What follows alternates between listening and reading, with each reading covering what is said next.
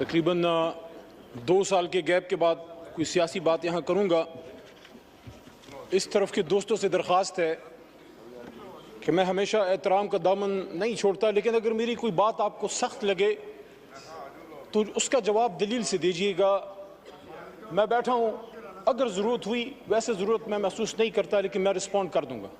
दरख्वास्त होगी, मेरी बात पाकिस्तान के मफाद में मैं करना चाहता हूँ। मैं सिर्फ बतौर पाकिस्तान तहरीक इंसाफ के एमएनए के तौर पे नहीं, इस मुअज़्ज़ज़ ऐवान के एक मेंबर और 25 करोड़ अवाम के एक नुमाइंदे के तौर पे एक बात करना चाहता हूँ। अल्लाहुम्मा सल्लि व सल्लिम मुबारक अला सय्यिदिना मोहम्मद व अला आलि मोहम्मद। कहता हूँ वही बात, समझता हूँ जिसे हक, मैं ज़हर हलाहल को कभी कह न सका कंद। अपने भी खफा मुझसे हैं, बेगानी भी ना खुश। कहता हूँ वही बात, समझता हूँ जिसे हक। मेरे दोस्तों और मेरे भाइयों, आज से 2 साल पहले 9 अप्रैल की रात, जब आप मेरे बहुत से बहन भाई जो वहां बैठे हैं, आप यहां बराजमान थे और मैं हुकूमती बेंचेस पे पीछे शेख साहब की यहां मैं बैठा हुआ था, जो मेरी कुर्सी थी, और मेरे सामने मेरे लीडर की कुर्सी खाली थी।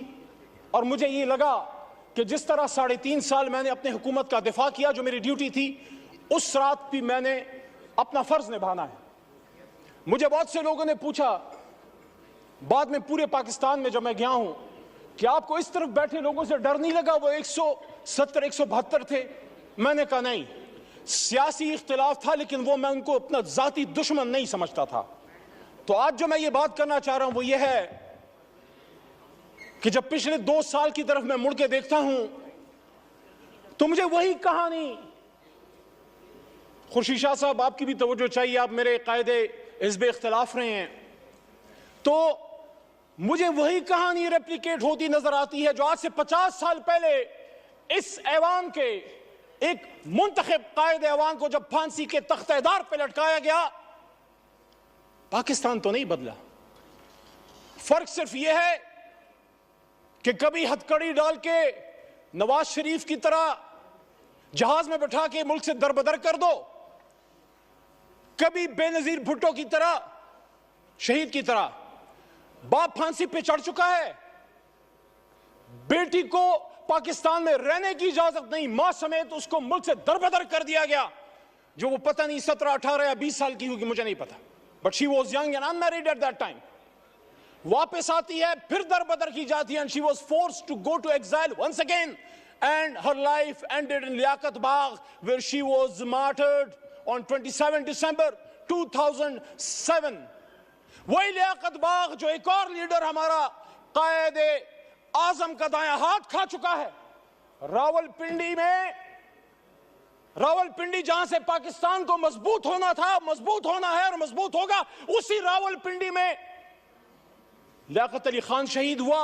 वही लियाकत अली खान जो मुझे एजाज हासिल है, मेरा दादा पीर मोहम्मद खान उसका कायदे आजम का एक अदना कारकुन था। लियाकत अली खान साहब तहरीक पाकिस्तान में मेरे गांव, और आपको सर पता है, आप इलाके को जानते हैं, मेरे गांव अमीर मकाम साहब से मुखातिब हूं।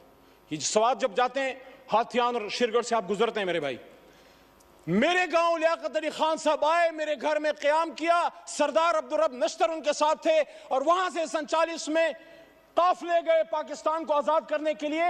मिंटो पार्क, जिसको फिर बाद में वहां मीनार पाकिस्तान बना, वहां पीर मोहम्मद साहब, गुलाम मोहम्मद खान लूखोर और खैबर पख्तूनख्वा से मुस्लिम लीग के काफिले लेके गए। वही मेरे लीडर इमरान खान साहब के वालिद इकरामुल्लाह नियाज़ी भी वहां मौजूद थे। तो जब हम भी पाकिस्तान बनाने वाले हैं, आप भी पाकिस्तान बनाने वाले हैं, तो फिर बार बार क्यों हमें ये कहने की जरूरत पड़ती है कि निसार में तेरी गलियों के ए वतन जहां चली है रस्म के कोई नसर उठा के चले, जो कोई चाहने वाला तवाफ को निकले, नजर चुरा के चले, जिस्म जा बचा के चले। मेरे भाई तार और छोटा भाई बैठा है, मैं एहतराम करता हूं आपकी जमात की सियासी लीडरशिप की जदोजहद का जो अगर उन्होंने की है, लेकिन जहां हम इस बात को कंडेम करते हैं कि जब एक ताले आजमा परवेज मुशर्रफ ने एक मुंतखब वज़ीर आज़म जिससे हमें लाख इख्तिलाफ है, कभी मैं मुस्लिम लीग नून का ना वोटर रहा हूं, ना सपोर्टर रहा हूं, ना कारकुन रहा हूं, लेकिन हथकड़ी डाल के जब मुल्क बदर किया गया तो फिर आपसे भी एक्सपेक्टेशन है कि आपका भी लाख इख्तिलाफ होगा, लेकिन जब आप यहां तशरीफ फरमा थे, यही शहबाज शरीफ साहब कायद हिज़्ब इख्तिलाफ की कुर्सी पे होते थे, सामने असद भाई जो मेरी शमूलियत मेरे इनके हाथ में हुई, हमने तहरीक इंसाफ में जब शमूलियत की, मैं जब बाकायदा शामिल हुआ, असद कैसर साहब 2011 में आए, हमें शामिल किया, उसी कुर्सी पर बैठे होते थे।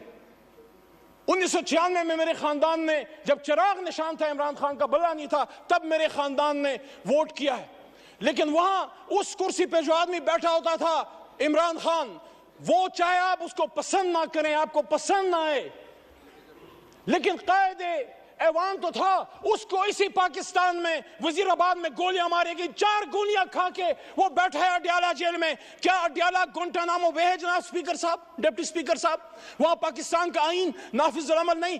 आज भी हम अपने लीडर से नहीं मिल सकते। कल पाबंदी दोबारा लगी है। मैं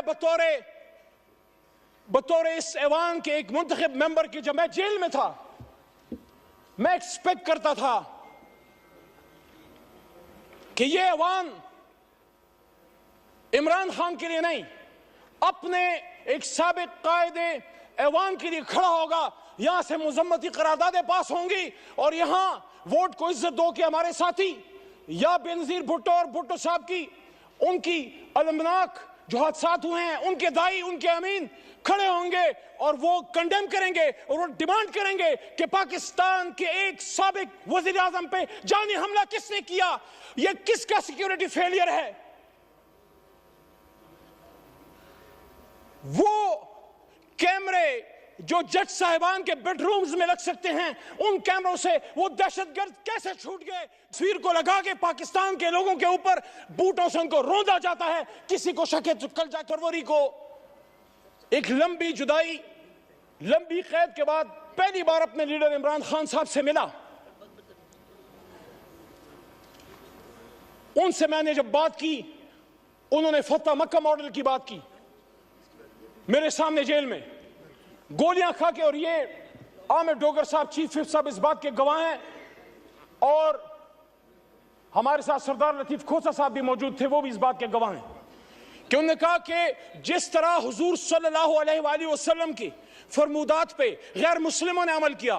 फिर उन्होंने एग्जाम्पल दी नेल्सन मंडेला की ट्रुथ एंड रिकंसिलिएशन कमीशन की, कि उन्होंने सच बोल के पाकिस्तान को ठीक कर, अपने मुल्क को ठीक कर दिया। उन्होंने कहा मैं जाती इंतकाम पे बिलीव नहीं करता, जाती इंतकाम नहीं लूंगा।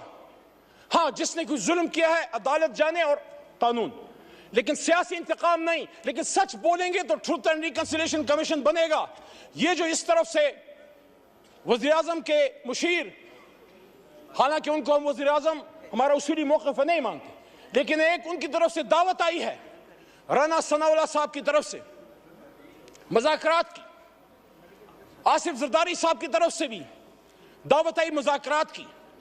मैं आज तहरीक इंसाफ की तरफ से ये बात यहां रखना चाहता हूं कि कब इमरान खान साहब ने मुज़ाकरात से इनकार किया, 5 अगस्त को जब गिरफ्तार हो रहे थे, जब उनको उठाया जा रहा था, तो मेरे जनाब डिप्टी स्पीकर साहब, उन्होंने उस दिन भी कहा कि हम सबसे बात करने के लिए तैयार हैं, लेकिन बात की नुकात क्या होंगे, क्या हम सच पे आएंगे, क्या हम सच बोलेंगे, क्या हम सच बोलेंगे। ट्रुथ एंड रिकंसिलिएशन कमीशन के लिए सच्चाई जो है वो पहली शर्त है।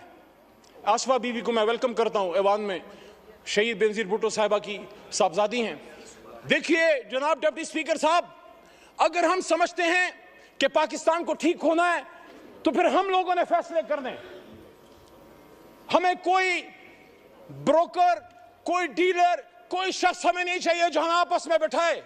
जब हम अपनी लड़ाई यहां से बाहर लेके जाएंगे, फिर सुप्रीम कोर्ट भी अमल में आएगी और फिर पिंडी और अपर और बहुत सी जगह और अमल में आएंगी। मेरी आपसे दरखास्त है, स्पीकर की कुर्सी इनिशिएटिव ले। हमारा सबसे पहला नुक्ता जनाब इमरान खान साहब और असीरान की रहाई है। पॉलिटिकल केसेस हैं। वो शख्स जो वजीर आजम था, अचानक उस पे कैसे 150-200 केसेस बन गए। he's a political prisoner, he's a prisoner of conscience, and I'm not defending whatever atrocities have been done to you in the past. अगर हम उस पे जाएंगे तो फिर बात हल नहीं होगी। यहाँ इजाजुल हक साहब भी मौजूद हैं, उनसे एहतराम का रिश्ता है, लेकिन जो हुआ माजी में वो ठीक तो नहीं था।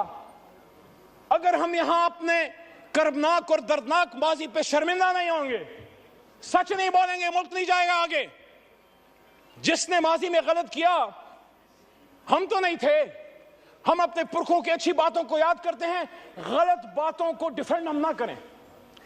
मेरा दादा पीर मोहम्मद साहब 1927 का मुस्लिम लीगी था उस जमाने में, आज वाला नहीं।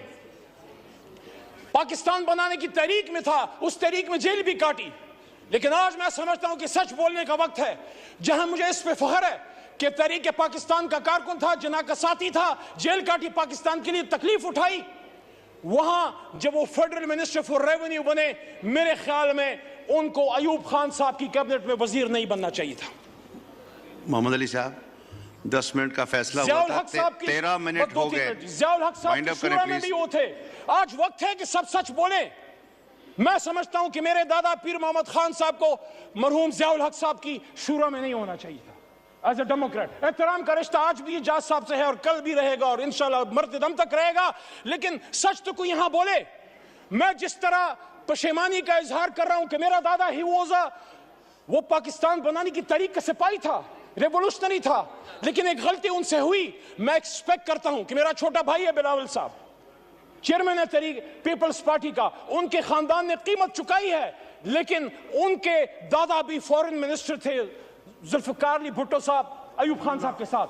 हम सबको उन सच्चाइयों की तरफ आना पड़ेगा। बाद में उन्होंने कीमत चुकाई, जिसको हम आज अप्रिशिएट करते हैं। मैंने अपने लीडर से ज्यादा आपके लीडरान की बात की है, लेकिन आज मैं ये बात दोबारा रखना चाहता हूं कि इमरान खान साहब ने, क्या आप ये समझते हैं कि क्या सिर्फ उनकी किसी गलत पॉलिसी की वजह से इमरान खान साहब को घर भेजा गया? मैंने 2 साल पहले भी ये बात की डिप्टी स्पीकर साहब, और आज भी इस बात पे कायल हूं। जब इस सवाल में अकेला खड़ा था, मैंने वहां ये बात की थी कि इमरान खान को इस बात की सजा दी गई है कि जिस बात की सजा हमेशा पाकिस्तान में कोई भी जो आजाद पॉलिसी बनाना चाहता है, हमसे पहले जिस भी लीडर के साथ हुआ है, आप सबको पता है कि उन्होंने पाकिस्तान की 1 इंच जमीन किसी गैर मुल्क को देने से इनकार किया।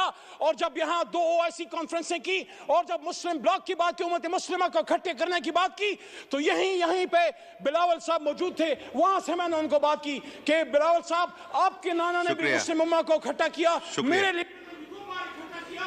शुक्रिया।